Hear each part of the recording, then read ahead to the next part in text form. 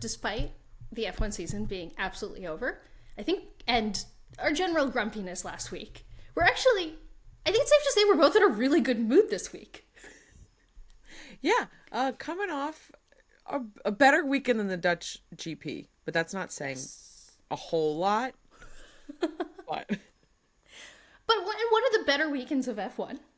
So for this formation lap today, I thought we'd start by acknowledging a bunch of different things that have put us in this good mood. So for starters, we're going to attempt to contain all of our excitement about the start of the NFL season. The day this Gridwalk episode comes out is the first game. We were talking right before this about Star Wars Rebels and what episode Nicole was on, so my brain was in a different place. Although some people would say that the NFL is scripted, and then thus it would be episodes, Right? I've been trying to explain to people that sports are just reality TV with less emotion. Mm-hmm. So we're going to attempt to contain our excitement for the start of the NFL season. Go Birds. Go Birds. Just warning, from here on out, my personal mood will be dictated by whether or not the Eagles won this week. So if you want to know, is Briana going to be really thrilled, really disappointed coming into a Gridwalk episode? Just go look at how the Birds did that weekend. All right, but moving on to some F1 related thank yous we have for this great mood. Starting out, thank you to Carlos Sainz. Was it smart for Ferrari to fight Max at all this week on track? Probably not, but it was really good fun. Also, thank you to Ferrari for letting your drivers duke it out for that final podium position. Because again, was this smart per se? Probably not, but it was similarly really good fun. Thank you, Mercedes, for at least attempting an alternate strategy. Did it work out? No, it didn't work out probably as well as we would have all hoped. Did it provide a cheering up and down moment? Not really, but Lewis Hamilton's penalty did, and that was really fun. Also, thank you to @FIAGirly, aka Denny, for somehow still live tweeting the weekend for us with all the Mercedes news, even though she seemed to be having the most magical, incredible weekend with Mercedes. It is so much fun to watch people in the F1 community get such amazing experiences. And lastly, thank you to Williams. Because please don't let this feel-good story end anytime soon. It is so much fun watching Williams not beat the slowest team. And Alex Albon is just way too marketable, and we'll talk about that more in the show. So I've all those thank yous aside for putting us in such a great mood. Today, we're going to review our podiums of the race weekend. Max Verstappen may be taking all the on-track wins, but anyone can win our P1s. It's an equal opportunity competition here. Some of the P1s you might not want, but you can win them.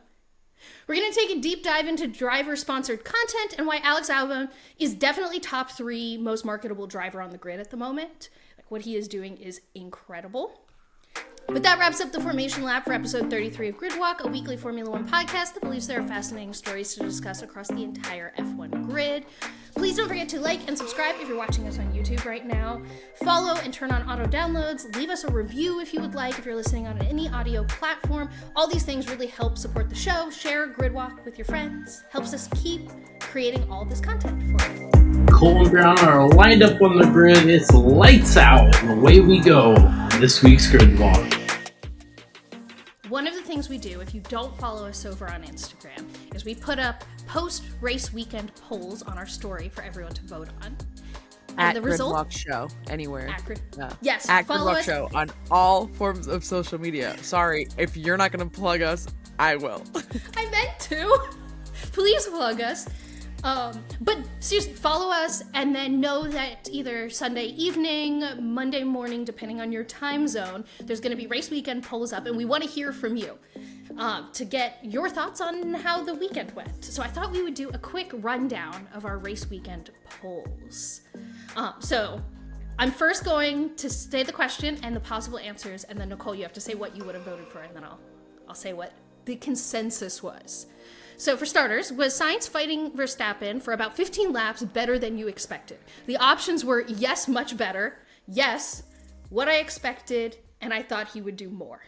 Where did you vote for this? Yes, much better. Immediately I was like, yes, please, thank you, something.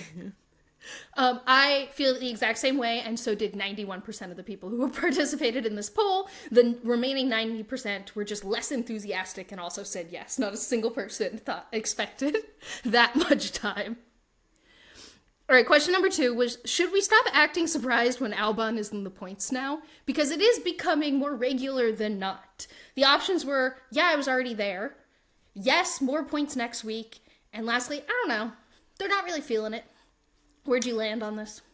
I said, yes, I'm already there. I had him as P10 predicted the last 2 weeks, so he's more there than I'm there. But I'm in points. Well, 25% of the people agreed with you. I feel like I just surpassed that point where I'm now just not going to be surprised because it was 2 back-to-back tracks that were completely different. So I was with 67. Yeah, I was with 67% of the people that said, like, I'm on board now. I'm not going to be surprised when he's in the points. And 8% people are not convinced yet. That's fair. So this one was an engine freeze a bad idea? And the possible answers were yes, an Alpine pink, and yes, an Alpine blue. So Nicole, was engine freeze a bad idea? Yes, an Alpine pink. 73% of the people agree with you. Is the Italian GP the only race Ferrari really cares about all season? The possible answers are duh, likely, of course not, with a voice crack. I did vote, of course not, with the voice crack, because my answer is yes, but that is just... Well, 18% of people agreed with you, 45% of people said duh, and 36% say likely. I really think that the answer is duh, but like maybe they should focus on some downforce in the future. Did Checo save his seat for 2024? The options were he was never losing it, yes, no. No, he did not. No, he did not save his seat. Well, 33% of the people said he was never losing it. They didn't even think it was a risk. 25% of the people said yes, he saved his seat. And 42% of the people agreed with you and me that no, that didn't save his seat. And Thank we'll get you, into something fellow later. grid walkers. Thank you very much. And to the 33% of you who think he was never losing it, it wasn't at risk, please tell us what you were thinking. I just like to talk, like just like a little, like just for like a minute about all of your decisions. You know? I just want to hear your thought process. Like, I need to understand your perspective because I feel like everyone has been talking about how there's been some risk there, but all those votes are Checo. All right, and the last poll of the Italian GP, was it a good thing that Ferraris let their drivers fight it out on track? The options were yes, but it stressed me out. Yes, and it was awesome. No, pick a driver to favor. Where'd you land on this? Yes, but it did stress me out. Well, 77% of the people who voted in this poll agreed with you. They found it very stressful. I was on team yes, and it was awesome at 15%.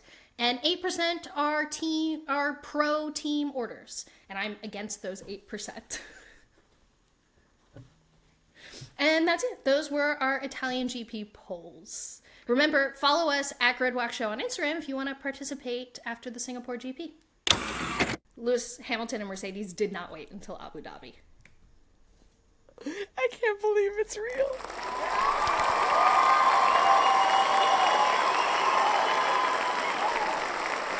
I mean, let's be real. We knew this was coming. We knew that there was going to be a new Lewis Hamilton contract, but I needed them to put me out of my misery, and they did it at Ferrari's home race of all places.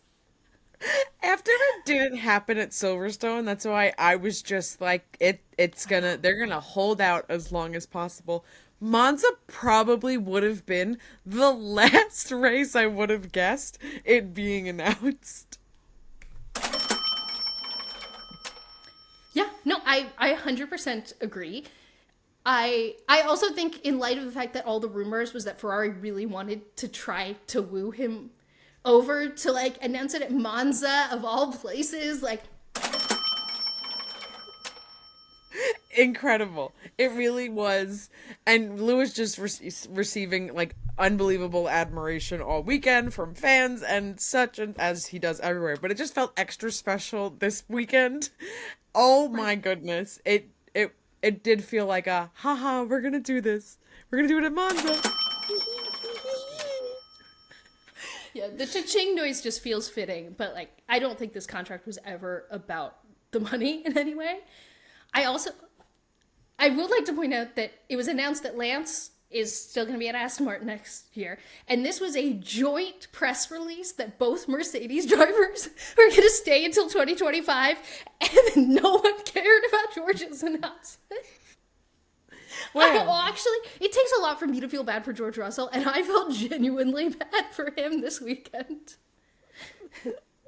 It was like the joint statement, and then suddenly my entire timeline was just Lewis! Like, it was a sea of purple, and just the amount of, like, news articles that were then just only about Lewis, and then, like, in the caption, it'll be like, and teammate George Russell, blah, blah, blah, and then it's just, like, the history of Lewis's whole life.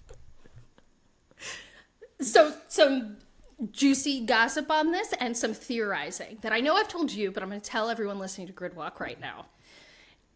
Toto has come out and given quotes now that this Lewis contract has been signed since May. So before I give you my theories and thoughts, how dare you? I have been stressed out of my mind wondering if this was going to be a 1-year or 2-year contract and what was going on and what the details were. You made me wait until September when it's been done since May? Boo! Mean is mean, it's bullying. I feel personally victimized by Toto Wolff. Right. And Lewis Hamilton. Decision. Right. The entire time. And they're like, I don't know, we still have some stuff to figure out, and it's been done. But my theory is that, so of course, none of this is reported, none of this is based on anything. I'm throwing out some theories at the wall here. There's my disclaimer to all. Recklessly speculating here. When George signed on with Mercedes, I'm sure he did so, thinking Lewis was going to retire maybe by the end of next season. I am sure George Russell is not so happy that the earliest Lewis Hamilton is going to retire now is at the end of 2025, and this was supposed to be his team. George Russell already had a contract done for next year. So I think that in order to quell any kind of bad feelings, Mercedes, in good faith, renegotiated George Russell's contract with him, so it went the length of Lewis's, and probably gave him a raise, and was just like, shh. And I think the reason we didn't get this announcement is because from a PR and an internal emotional state, it was better for them to announce all of it at once. So I think the length of time was probably negotiating with George's team to get that all sewn up. Because now, instead, if they only announced Lewis's, the questions George would just be getting would just be like, oh, so I guess it's still Lewis's team. He signed on for longer than you. What does that mean for you? Versus now, it's like, oh, the team put out a joint statement. George is definitely still getting questions that are like, what does this mean for you? But at least he can now say, well, the team invested in me too and extended my contract as well. We are Mercedes. Yeah, there's some face saving there, which I think all of these F1 drivers care about. I think there's a lot of ego involved with being a race car driver. So that's my theory. I think the holdup here has never been Lewis's contract. I think the holdup here has been George's. What are your thoughts on my wild, reckless speculation? Well, it may be the Swiftie in me, but I absolutely love this theory. I think it makes so much sense. It totally sounds like they were, like, lining it up to probably announce at Silverstone, because it would have been, like, a special marketing, like, miracle to have, like, both your British drivers in the British home race. But I can also see Mr. Poo-Poo Sassy British Sass, which has just become increasingly more present on the radio, is more the joke. If you haven't seen our superlatives online, follow us at Gridwalk Show on all social media platforms. But George's British Sass has been kind of upped a little, so I could definitely see him, like, wanting to kind of prolong this or poking a little bit more to get a little bit, you know, more money out or see what he can get. And, like, good for him. That's the way these things go. And I mean, we've seen what F1 contracts, like, really can mean. Very little or not, or a lot at all. And so when you are in it, get what you can out of it. Right. So I think that I fully buy into the theory. that lines up incredibly. I can see that. I can also see it being like pushed through summer break and now we'll come back and yeah. I also think it's always important to remember that these drivers have little to no leverage. I would say there are maybe 3.5 drivers right now that have any leverage at all in their situations, and it's Max, Lewis, because who he is. I think Fernando, with the people he hasn't pissed off, which is a small list of people, but I think Fernando gets a decent amount of leverage because he's good. And then I think that Charles has thrown out all of his leverage by just constantly talking about how much he loves Ferrari, so like whatever. I think Lando Norris has a little bit of leverage. He's the half by half. But besides that, like there are 3, maybe 4, depending on the year, good seats in F1. Like I would say that the 2 Mercedes seats, the Max's seat, and the lead Ferrari seat sometimes are like the good seats in F1. George has one of those. So I'm sure, like, as salty as I would predict he is, that he is not leading that team and that, shocker, the greatest driver of all time is still pretty good at this. And he seems a little upset about not being the leader on that team right now. He has no leverage. So I think it's great and good for him that he got this like renegotiated and extended already. And shout out to the Mercedes marketing PR team that was probably super hype when they were like, here's all this information, make your statement. Like, joint together, thank goodness. They probably had to have been working on all the other ones, and this was the easiest one, and they were like, great, it's good, go. Before we wrap this up, I want to know what your favorite piece of Lewis-related social media content they put out about the contract, because my favorite this weekend was when they had him record the video that was like, I'm Lewis Hamilton and I'm still a Mercedes F1 driver. And I squealed. I was so excited. What was your favorite that they There did? was just, I mean, like the just unbelievable like presence of Lewis. I felt like there was like so much Lewis love across the internet. And it's not even necessarily like tied to his like announcement, but the video of Mercedes surprising the one fan that they brought into like the hospitality suite that I shared with you, and of just like, and it was so wholesome and cute, and she's like, oh my god, Lewis, and I would have just been like, you are Lewis Hamilton. Like I would have not have been as poised. It was just so wholesome and great. So I felt like there was just like a lot of extra love for Lewis and George on the Mercedes like accounts in general. So it was just a lot more fun and positive to see. And I appreciated it all coming at the Italian GP as well, which isn't a race that has historically been nice or kind to Lewis from a fan perspective. So to see the influx of Mercedes and Lewis Hamilton fans and to see him get love like that, actually, I feel like all season, like the love and appreciation he's received at almost every track has really been incredible. And that just like makes my heart so much happier. As he should. Yeah, he is the sport. He is the sport. The Italian Grand Prix was as equally surprising and not surprising. So my podiums for this week are moments that surprised me and did not surprise me. But we're going to start where it's potentially the most exciting, I think, with most surprising moments of the Italian GP, to me, in my personal opinion. My podium, not yours. I'm not proud of the Are there any general honorable mentions or just your No, video? there are not honorable mentions. I just thought of an honorable mention, but no, it's not.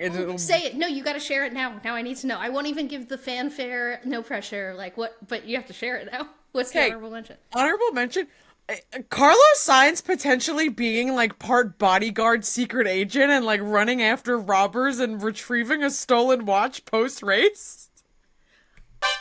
I'll give it the fanfare because it is worth discussing, and I just want to make it very known. Don't do that.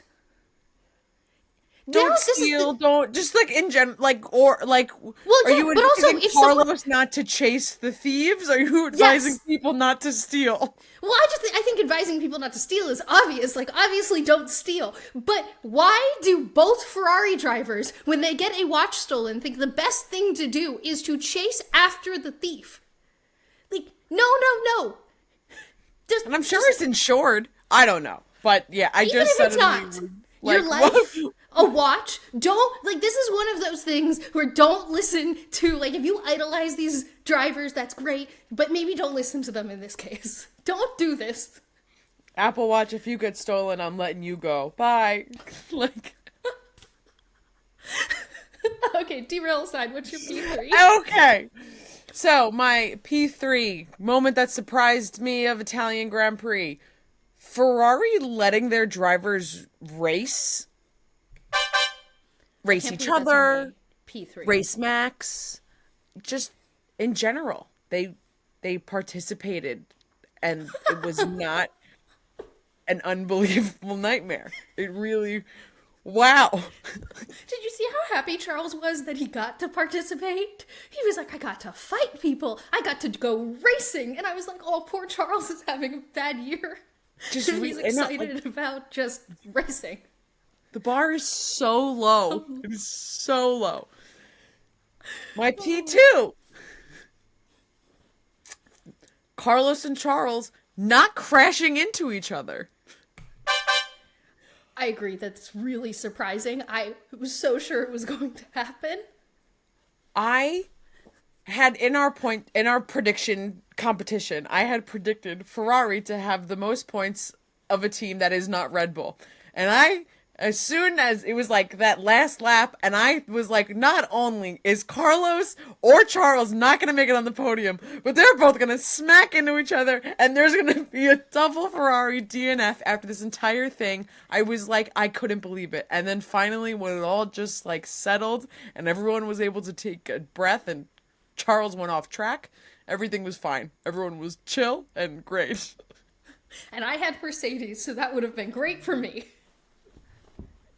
Yeah. So you had like a lot to root for in the whole time, and then I was just like, it's all about to just go into a dumpster fire. So surprised it didn't. Always shocking with Ferrari. And my P1, surprising moment of the Italian Grand Prix weekend. A Ferrari being on the podium. It happened. It really happened. And oh my goodness, of course it happened when he was dressed like a McDonald's employee. Yeah. I would say equally surprising as well, and I was expecting this to be on your podium. The fact that Ferrari was able to not screw one of their drivers. I think all season, even if they've had a good result, the other driver got completely shafted. Yeah. So I'm going to throw in that honorable mention, because not only did they have someone on the podium, did they get to fight, did they get to have fun, this felt like a magical weekend just because both drivers didn't get totally screwed.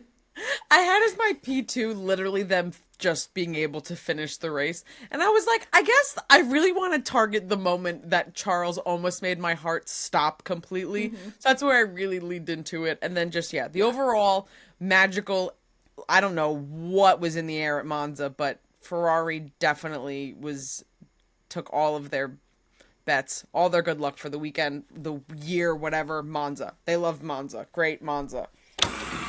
Sometimes there are things in the production meeting that end up on our show outline to discuss because one of us just feels very passionate about said thing.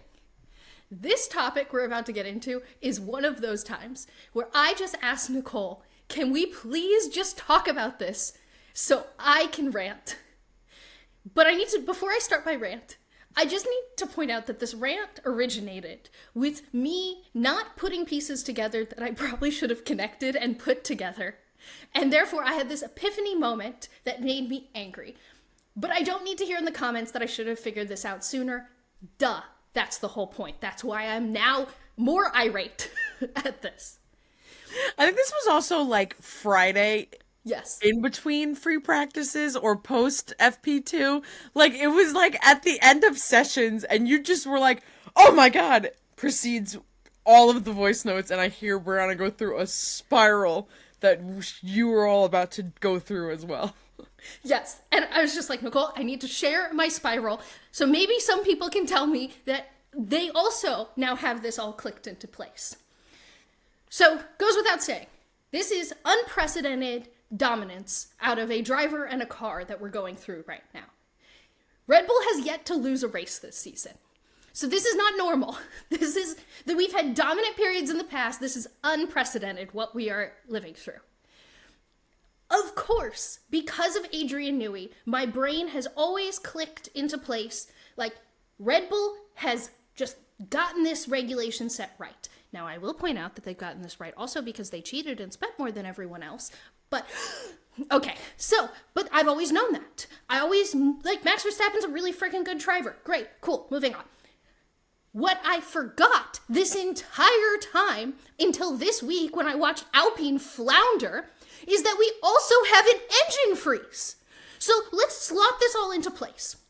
They changed the regulations for the start of 2022, specifically designed to nerf a specific team, okay, and specifically tailored to the strengths of another team, the one that's currently dominating, okay.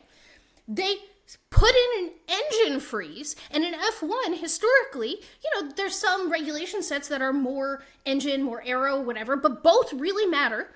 So they put in an engine freeze, right as Honda has the strongest power unit that, powers that same team. And then we're here. And so what I realized is that through all the lobbying that Red Bull did, they got a regulation set specifically designed for their expertise. They got the driving rules changed, specifically designed to allow their driver to be a menace. And then they designed the fastest power unit, and then no one can catch up. And then all of that is stuck until 2026, when the regulations are in place. And I'm not bringing all of this up to just completely crap on Red Bull. Like, whatever. Like, you lobbied all of this. That's great. But no wonder this is a nightmare and unprecedented, dominance, because both of the things are stuck. We have a regulation set stuck, and once you get a lead in a regulation set, it's really hard for everyone to catch up, and the engine is frozen. So no one, and for the first time ever, we have a cost cap, so no one can even outspend Red Bull to try to catch up. So you put all of this together, and we're just drowning here, and everyone's like, whoa, this is so shocking. And I'm like, no, it's not. I've realized, it's not. And, in years past, whether or not Ferrari was ever able to actually complete that challenge. But Ferrari was so close to beating Mercedes for those years by making an illegal engine, allegedly illegal engine. But at least they were able to do that. In those years, at least Ferrari was able to throw all the money at the wall to try to catch up to Mercedes. And that's why we got at least some competition.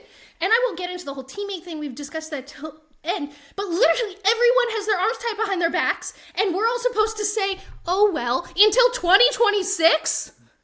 So there's my meltdown that I had this weekend. Unfortunately, that is what we are being told to do, is to sit and wait until 2026. That was really exactly just like the voice notes. I felt, wow, you did a great job of the reenactment. Yeah, I just haven't come down. Because the engine part is what slid into place. Because this is year 2 of this engine freeze, so I've just kind of trained myself to not think about engine performance until we get to a circuit like Monza. So, I'm sitting there, and I'm like, wow, Alpine's really sucking. And even, I was actually re-listening to our podcast, because, I like to go back and see if we did a good job, things like that. And I was, talking about the Mercedes power unit last week, and how it's not very strong. And I'm like, that's crazy, the Mercedes PU isn't strong. And historically, it's been really good. Why aren't they fixing that? And I'm like, because we're in a freaking engine freeze. They can't. They literally can't fix it. So it's unbelievably frustrating, except if you're Red Bull, and then it must feel pretty dang nice to feel really on top of your hill there that you built yourself. Because I'm not mad at Red Bull. I'm mad at the regulatory bodies that let this happen. What else is new? Nothing. So, thank you all for listening to me rant. Mostly Nicole, who will continue to listen to me rant over on voice notes. And please just let me know if, all these pieces didn't click together for you as well. And, don't be embarrassed to do so. Our comment section is a safe place, because I need to feel not alone right now. And if you did not put all of this together, and it is Gridwalk that has delivered this information to you, and you now feel that you've been personally victimized by Gridwalk, just remember that we just provided you the information, and we're the messenger of this all. And really, Briana is. So, if you're going to point to anyone, there you go. Thanks for that. I'm here bearing my soul that I knew all of these things individually, but I didn't loop them all together until now. Engine freezes are the worst. They should never be allowed again. That's also my statement here. At least they can try to catch up to Red Bull's Aero, but no one can try to catch up to Honda's power unit. 2026. We can't think about that because we only have a Lewis contract with 2025. Oh my god. If Mercedes... The reason it's still 2025 is so he can have the leverage in case he needs it to no. We can't get this far. We can't. No. Because then I'm gonna spiral. Can't do it. That's an off-season spiral. This was an in-season spiral that I went through today. Post that fun rant, I'm going to tell you the things that I did during this F1 race to keep myself entertained. Because we all know watching for the lead of the race isn't normally what keeps you entertained through an F1 race. So these are the games I played, the things I was following that made the Italian GP so fun for me. P3. Guessing and estimating how much time Max was just saving. Because we know he wasn't going full pace the entire time. So by the time he took the lead, I was having a lot of fun every lap being like, based on speed. And I was doing fun math in my head. Nothing new. As soon as he passed Carlo, it's like, oh, there's the gap. Look at it. Look at it grow. Oh my God. And then all you can think is, what could he really do if he just full out? Baby will never know. Right. P2. This wasn't a game so much I was playing, but it was unbelievably exciting to watch Lewis increase the gap to 5 seconds at the end of the race there. And I just had my live timing open, watching the mini sectors go, and I was on my feet screaming. It was actually some of the most fun I've had this entire season, was watching that gap grow beyond 5. And it was really, there were a couple laps there, it was at 4.9, and I was really stressed. It was great. And P1, games I was playing with myself to keep myself entertained during the Italian GP, is seeing how long it would take for my mom to notice that Esteban Ocon DNFed. And if you would like to know the answer to that, it was the next morning. She called me the next morning. And that's what she realized? She was scrolling through social media, called me, and went, oh my gosh, Esteban Ocon DNF'd yesterday? I don't remember that at all. When did that happen? So, yes. So your mom was part of an unbelievable group of people online that were suddenly like, I still don't know when and how Esteban DNF'd. Like... And this started because I didn't notice it. I looked down and then I texted you and I was like, wait, Esteban DNF'd? But I think that was like 5 laps-ish later. Yeah. You know, and then I was like, oh, I wonder when my mom's gonna notice. The answer was the next day. She was scrolling through. She saw like Alpine's post, I think, that said DNF, and she's like, when did that happen? Incredible. Unbelievable. Were you also tricked that Alex Albon decided to go bald? I was not tricked, but only because I saw the filter glitch, like only slight, like just slightly enough, but I could definitely see how it would ensue panic.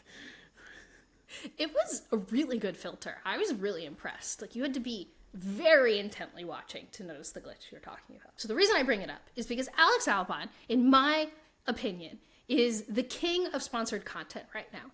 He is so funny.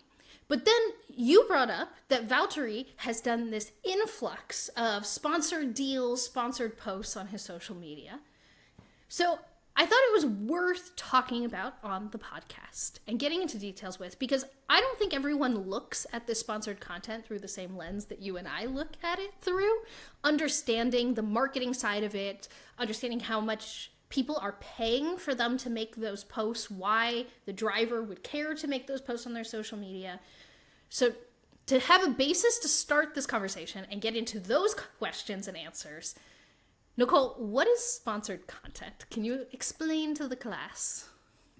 So sponsored content It could be a lot of different things, and that's an annoying first response to it. But it could basically be when an influencer, a figure, an athlete, in this case, a F1 driver, works with a particular brand, and it could be a sponsor of themselves, that this brand sponsors the athlete. It could be someone that sponsors the team itself, and they come together for either Instagram stories, TikToks, Reels, basically legitimate social media content. And it'll be promoting a product, and the athlete, aka we'll say Alex Albon, will be given certain things he needs to mention about the product, about the service, things that he needs to touch upon, and if they want it to be some type of like bit or story or joke, they'll may work with them creatively on that, but they're given a list of deliverables that they need to deliver, and then they post it. And basically it is paid, thus sponsored content on their social media that they created. Sponsored content. So that's your long extended answer of people paid to post things. Yeah. And the value proposition here is the company gets exposure, hopefully through a more organic fashion. They get a voice talking about their company or whatever they want their company to sell that they think is a valuable voice. It's that magic, like why people choose to use a spokesperson. It's, you know, when you're looking and you're seeing your favorite XYZ celebrity athlete person of interest, and they're like, I love Duracell batteries. I would also then love Duracell batteries. Taylor Swift got me to sign up for a Capital One credit card. Like, you know, like you can, it's incredible what these people can get you to do. And that's marketing. Yeah. And a specific subset of marketing that is influencing. So like, yeah, like everyone's like really kind of scared off of the word influencer, and it has a negative connotation. But at its core, these are people who have some kind of following for some reason, influencing people to be interested in a product. And that's what the companies get out of it. And they pay for that exposure. That's the sponsored part of it, is it's paid. So in your... I love when we do that. You go. Particularly in F1, I think we've seen a growth in sponsored content because teams and drivers are always posting. But I think particularly with working with brands, there's been like a lot more. Why do you kind of see that happening with particular drivers or just the sport overall? I think there's the low-hanging fruit answer, and then there's the more complicated answer. So I'll start with the like low-hanging fruit. Low-hanging fruit is F1 has become more popular and trendier, specifically in America, which is where companies really care to make a lot of money. But then you also have drivers like Zhou Guanyu, who's tapping into this massive market in China that companies really care to tap into as well. So with more brand exposure for F1, that means more companies. The CMO or the CEO of a company is going to go to their marketing team and be like, that F1 stuff is getting talked about a lot. Maybe we should get a driver to talk about our brand, which shockingly is a reason a lot of things happen. And then, so there's like general popularity, therefore more opportunities for F1 drivers to make money doing sponsored content.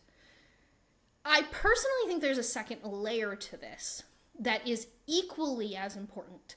And it's that we now have a core group of drivers that are pretty established, that are, 24 plus, who have seen the model that Lewis Hamilton has set for them and are more willing to build and create brands for themselves.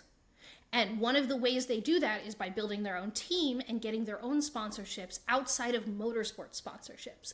Because I think it's important to note that sponsorships aren't new in motorsports. Most of the drivers have been angling for sponsorships since they were 8 or if not younger to be able to go racing. But those sponsors don't necessarily pay you directly. They're paying the team so you can have a drive. This new layer of sponsored content that we're talking about is Alex Albon building a brand for himself. He has a team. He actually works with an agency that's here in LA that is huge for big athletes who are going out and getting new opportunities for him that that's the new part to all of this. So that's my thoughts, and I want to hear your thought. That I think it's two layers. I think it is the low-hanging fruit of brand awareness, but it's also this drivers understanding that they themselves are a brand and they are willing to build that brand now. Yeah, I think it's them moving past the years of that, people said about Lewis is he's a race car driver. Why is he, in focus on racing, fashion show and the music and no. And now people see the profitability in the expansion of like using an athlete in other areas. And I don't know if it was just because it took, Lewis being so unbelievably successful at it and the like countless athletes around the world that are successful at it, that it took like F1 to be convinced that it like can really fully work there. I think it also just presents a really interesting, when you're looking at what drivers are selected and how they are selected to be spokespeople of brands and things like that. And I think what sparked this whole conversation of Alex Albon is how just unbelievably marketable he is. He is, and I want to say a safe pick in like not a lame way, but when you're a big company looking to be like selecting drivers, he's just so, and I don't want to use marketable because I can't be describing someone as to why they're uncontroversial. He's very uncontroversial, but also to the extent I want to describe him as like he's someone that you could like bring home to your mom. Like he is safe to meet your parents. He's someone that would like, tell you if you had spinach stuck in your teeth. Good guy Alex Albon would be. He does have that brand, yeah. Like his towing the line of like silliness is, he dyes his hair red sometimes. Oh yeah, but those are also from like the children that he's worked with, and like everything is tied to such like a wholesome, beautiful piece of it all that I think a lot of brands would love to have that association with. And Alex also seeing like that persona of like who he is and how he's built with that and like the power he can use with that. Yeah. I think there's such, if you look at social media for 10 seconds, you're going to see some kind of sponsored content. The difference between sponsored content that's good and it works, and I think we should have led with this. We both work in marketing, so we both have experience on the brand side of this. Sponsored content that moves the needle for brands is stuff that feels genuine, authentic, and fun.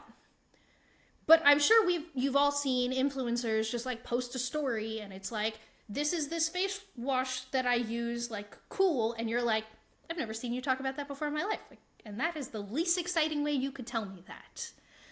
What makes Alex Albon so good is this persona he's built for himself that you so eloquently outlined. And he's willing to make a fool out of himself in the best possible way and create content that I would watch whether or not it was sponsored content. Like it makes you, the content that he is, his sponsored, the Alex Albon sponsored content gives off the energy that he's sitting down with like a friend and is like, this is the TikTok that we're going to make and I'll have a bald head filter. And in all actuality, Alex Albon is probably maybe not too much in the creative conversation at all. And I'd like to think that maybe he is. He could be. Or he's smart enough to have a team around him that is making those decisions. Right. So but like the style of the video seems like it should be when, you and your group of friends are making a Vine or a TikTok and you're doing it for fun and it's not an ad. And then it is an ad.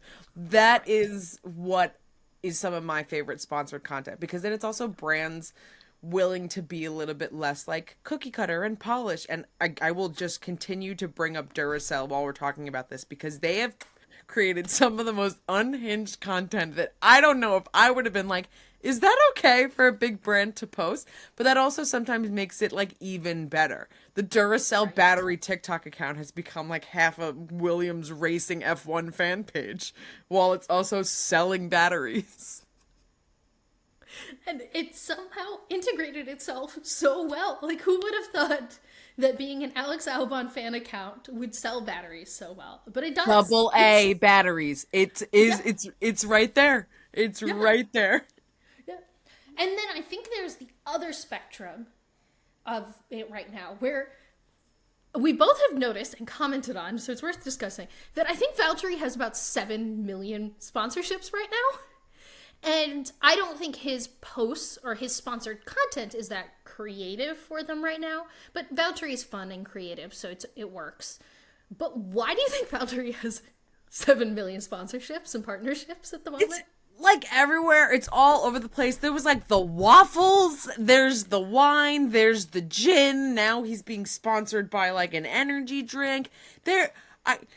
It smells like someone's retiring and is looking for their next endeavor. And I'm not saying tomorrow, but I'm just saying every time I open up a social media and I see VB sporting something and being like, I'm excited about this endeavor, I was like, yeah, you are making lots of fun investments because you realize you're going to have some free time and you can't bike everywhere. So even though he probably would choose to, but you're right, you're 100% spot on. It's giving cash out before the end of my career.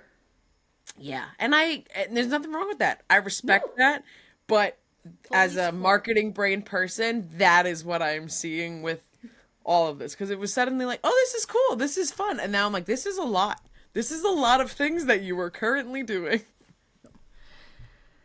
So I think what do you want to see next? Like, not necessarily a specific partnership, but I think we've seen F1 drivers go from must just shut up and drive to, oh, look at Lewis Hamilton, who's like done this roadmap for us. Like, we can follow that. Now I would say that most F1 drivers are firmly in their Instagram influencer era, for lack of a better way to describe it. Mm-hmm. Like, what do you think the next evolution over the next 2 to 3 years is going to be? So my brain is trying to take that as like, well, where have we seen influencing marketing like go to? And the next stage was streaming, but there are already some drivers that are doing that in some capacity, and I can't necessarily, I'm trying to figure out how to do that on like a larger scale in terms of sponsored content. But ooh, where do I want this to go? Do you have an answer while my brain is still thinking, or do we both need to sit for a second? I can give some ideas. I don't know if this is where I want this to go. I do think we're in kind of the cash cow era where brands haven't fully figured out which F1 drivers perfectly match the target audience, whereas in the like fashion influencer space, it's now like brands have really learned how to pick the correct influencers. So I think we're going to see a continued influx of partnerships, but I think they're going to feel better and more strategic, where I do think there's a decent amount of partnerships happening right now that sometimes just don't feel like a brand match, or the posts feel awkward because the lack of brand match there. Yeah, I think you get, it's a lot of that like brand and spokesperson like become one, or there's some kind of like unit. Like you've seen a lot with Lewis and what they've been able to do, particularly with Tommy Hilfiger or with Monster. And then there's like further deeper collaborations within the brands itself, whether it's a limited edition run of a flavor or design of clothing. So when it is a mutually beneficial partnership and relationship that is so genuine, thus I think the content then just becomes so much bigger and better than anything you could have ever imagined it could become. So I definitely less cash grab, even though it's fun to see people come in, and just the eventual partnerships that will stick and what they eventually, become. I can't wait to one day buy AA batteries that just look like Alex Albon. That'd be incredible. My other theory of where this like next evolution of the next couple of years will go is Lewis is mainstream celebrity. So even though he has built this established network of his own partnerships, he is as much Beyonce as he is athlete. He is a mainstream celebrity. He is not an influencer per se. I think what's going to be interesting for the future F1 drivers on the grid who are navigating into this space of kind of like what direction down the path they care to take. Do they go after more mainstream celebrity? And I'll put Daniel Ricciardo in this bucket. Like, his goal has definitely been, I want to be on talk shows, I want to be in tabloids, I want to be talked about in magazines that don't exist anymore. But like, he's gone, I want to be as a mainstream traditional celebrity as possible.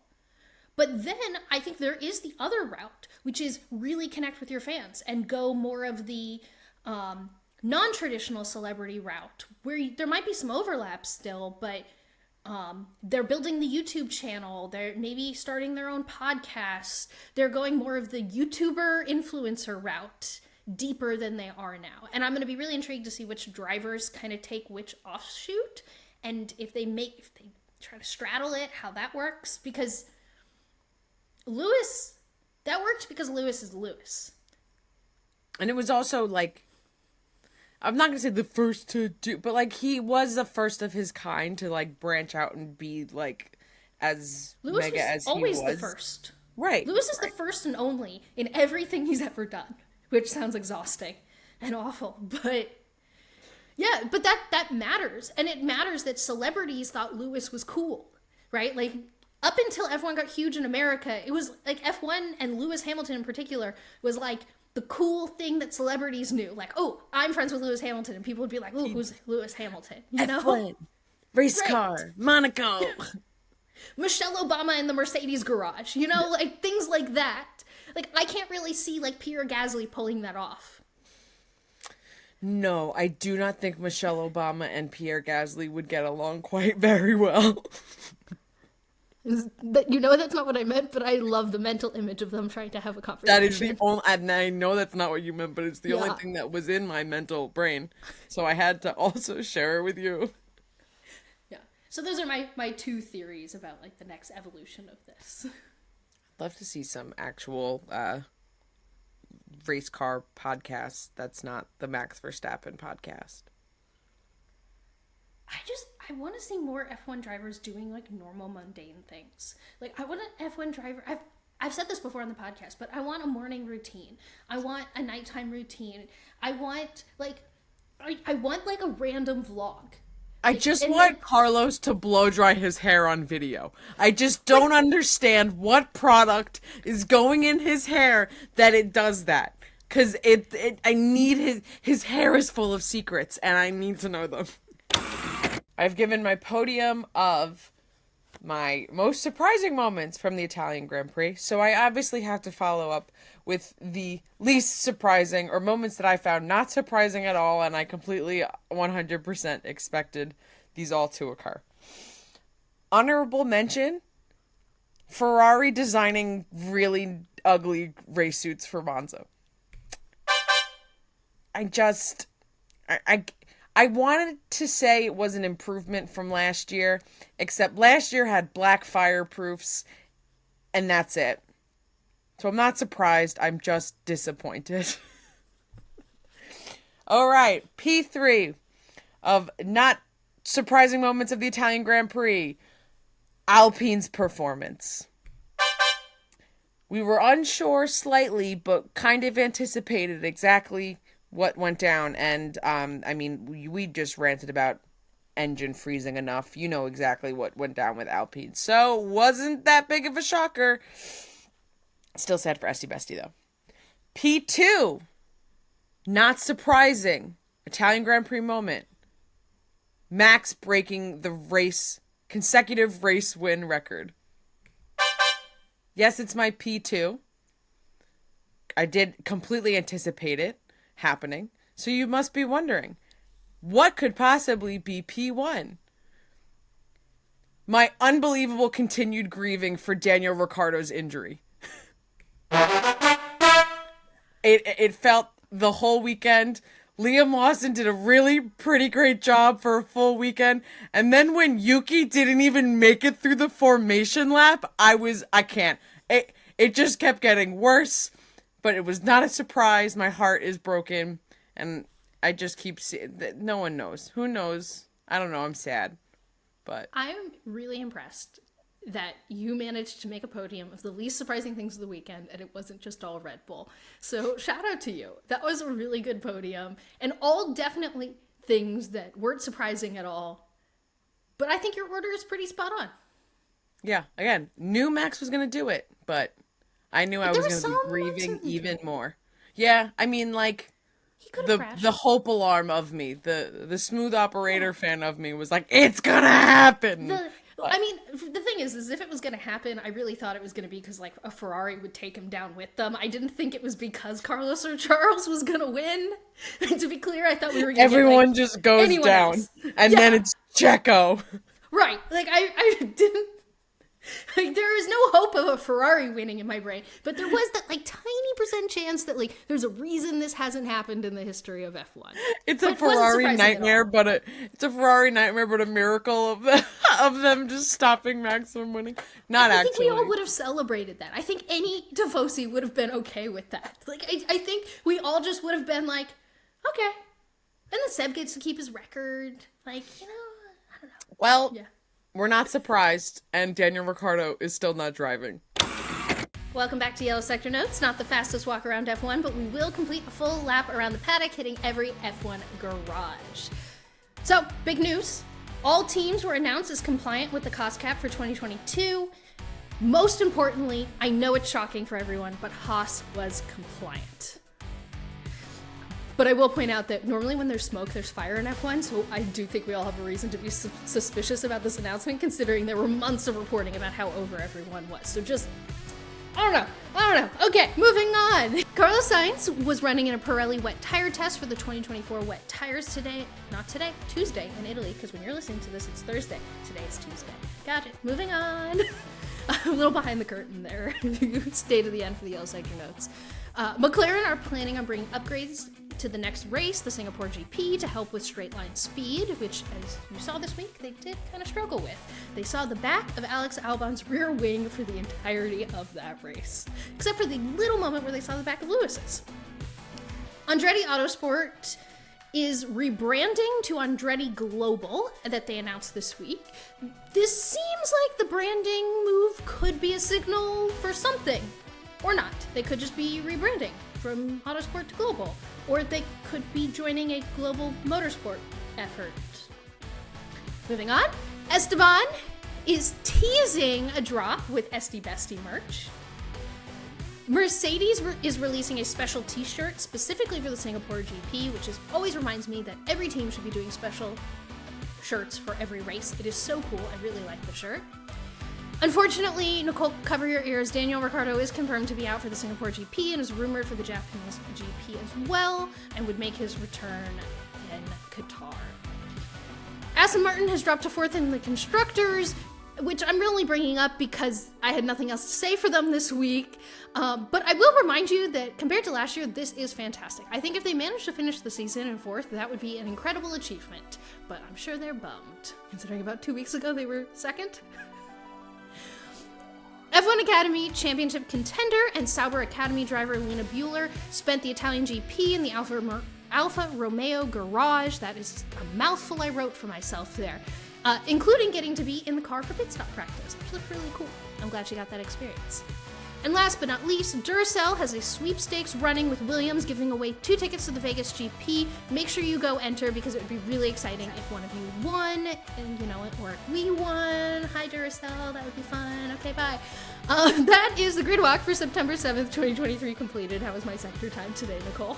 Faster than Lewis finally announced his contract extension. As always, that is a low bar for me to hurdle over. Thank you to Voiceover Man. Thank you to Ferrari. That feels like really weird to say. And, oh my gosh, there's something in my eye, so do not thank you to that little fuzz. Thank you to our 4-legged executive producers. If you are, oh my gosh, I really have something in my eye. This is such a nightmare. Oh my god. Okay, hold on, pause for a second. If you are an audio listener, don't forget to follow, turn on auto downloads, rate, and review the pod. It'll take you 2 seconds. If you're watching on YouTube, hi, you look so pretty today. Subscribe, like the video, and leave us a comment letting us know what was your most surprising part of the Italian Grand Prix, or least surprising part of the Italian Grand Prix. All of these things really help other people find our podcast, our show, and we sincerely appreciate you doing them. Join us for daily grid walks. We are at Gridwalk Show on all social media platforms. TikTok, Twitter, Threads, X, what are all of the things? Search Gridwalk Show, you will find us. And we will be back to walk the Formula One grid every single Thursday, and we sincerely hope that you join us. but today felt like a grid gallop and not a grid walk. Go Birds. Happy start of the NFL season.